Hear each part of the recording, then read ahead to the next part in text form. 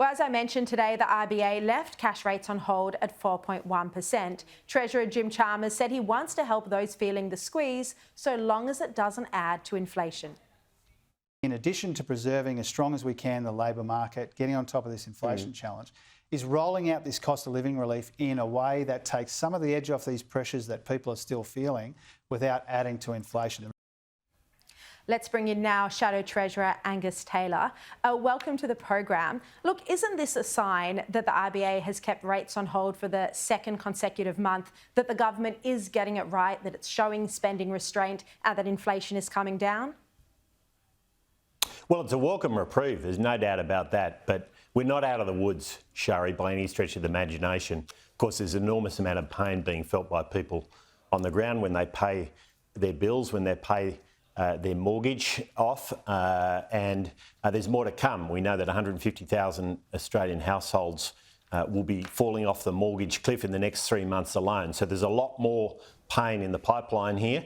As you rightly pointed out a moment ago, the Reserve Bank has highlighted that further monetary tightening might be necessary. And also, they did something which is unusual here. They said today that they expect inflation to be stronger for longer. They've pushed their forecast out another 6 months. So there is a real concern there about getting to where we need to. And there are 3 tests of this for the government. And one is getting down to that target range, that 2 to 3%. Second is staying there, and historically it's been very hard to keep inflation down at that lower level. And the third is to keep a strong economy throughout. And the fact of the matter is our economy only grew at 0.2% in the last quarter, negative GDP per capita. That is, of course, very painful for people. But if the only way you get inflation down is by slowing the economy, the worry is it will come back again as soon as the economy gets going. So given the forecast for reaching the target range of inflation has been pushed out by 6 months, would you prefer that the RBA raised rates again to have a faster timeline for reaching that target range? No, we'd prefer that the government pulled every lever at its disposal to take pressure off and to give the economy a chance of continuing to stay strong, to grow well, as inflation comes back and stays in the range. That has to be the goal. Sustainably low inflation with a strong economy. That's the goal. What specific lever would you like the government to pull? Well, a lot of it is not doing some of the things they are doing. I mean, their industrial relations, I think, is unhelpful. You've seen labour productivity in freefall, 4.6% drop in the last 12 months alone, and toxic industrial relations is not the way to solve that problem. As we've talked before, you've seen a $7,000 increase for every Australian in spending across the forwards. And it's not just this year's spending that affects inflation, it's the expectation of future spending. And of course, the budget is expected to go deep into the red in the next few years. So all of these issues are contributing to inflation, along with energy policies that aren't getting energy prices down. All of these things are contributing to inflation, and what we need is a strong, fast-growing economy with low inflation.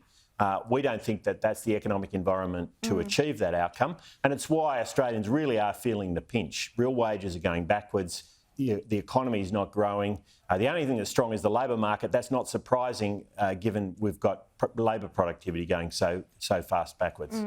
Look, the Australian newspaper revealed today that about $32 billion of mortgages will be refinanced each month. Or in the September quarter, putting around about 150,000 homes on cheap fixed-rate home loans at the risk of huge repayment increases. You asked the Treasurer about this today, or asking him why he never claimed it was easier for Australians to pay their mortgages. Let's have a quick look at that. When it comes to fixed-rate mortgages, this is a substantial part of the pressure that a lot of Australians are feeling as a consequence of interest rates which started rising on their watch. The question was very specific, asking why the Treasurer was using 3-year-old data to try to explain that Australians are finding it easier to pay their mortgages. Mr Speaker, every time he opens his mouth he reminds us why he hardly ever gets a question. And we get the scripted intervention and he looks down the camera, and we get the angry interventions from the Leader of the Opposition. When the real issue here, Mr Speaker, the Treasurer... Look, aside from the theatrics of question time, what is it that the coalition actually wants the government to do here? Because you don't want the government to spend more money that will add to inflation. So how can the government in any way help homeowners who will be under incredible pressure when their fixed rates come off and they return to the higher variable rate? Well, first of all, and can I say that falling off that mortgage cliff is a massive issue? But yeah, massive. First of all, the government shouldn't be spinning this. I mean, the Treasurer put out a wellbeing framework, wellbeing I put in inverted commas framework, last week that used data on mortgage stress that was 3 years old, Sharri. 3 years old. And that was the question that was asked of the Treasurer. Why would you use 3 years old data that says mortgage stress is improving? Now, the one thing I'm very confident of out there on the ground, and this is a grim issue right now, is mortgage stress is getting worse in a significant way. So you can't put your head in the sand. And that's exactly what the Treasurer has been doing. That's why I asked the question. Of course, he personalised the answer, which is what the government loves to do. I'd say focus on the issue, not the politics, because that's what Australians want right now. Yep. What can they do? Well, it's the same list I've just gone through. All right. I mean, you've got a budget now. I can go back through those things. Industrial that's okay. relations, energy policy, productivity. But it was just that you're not calling for more personal support. That's all I was getting at. Mr. Taylor, I just want to ask you about another topic. Tanya Plibersek answered many questions from the opposition in question time today about the Great Barrier Reef, because today it was taken off UNESCO's in danger list. The opposition has argued that it was, never in danger, or this is because of coalition policies. You can actually be seen in the background of this shot here that we're about to have a look at, having a laugh. Let's see that. I am absolutely proud to be part of a government that has been recognised overnight by UNESCO as taking action, strong action on climate change in order to save the Great Barrier Reef. All right, well, we didn't play that overlay, but we do have it.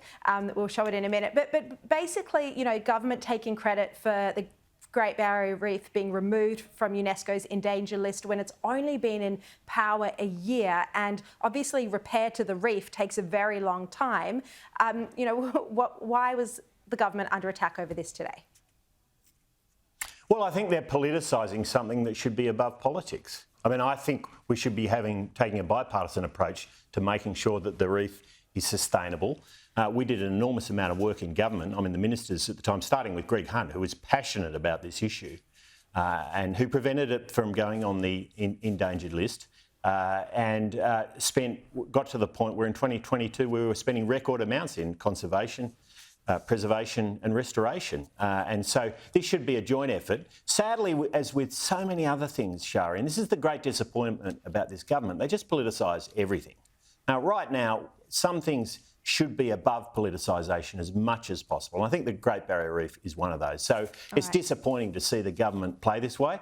They are just into this incessant partisan politics, but you've got a leader who loves to fight Tories, and that's what he spends his time doing.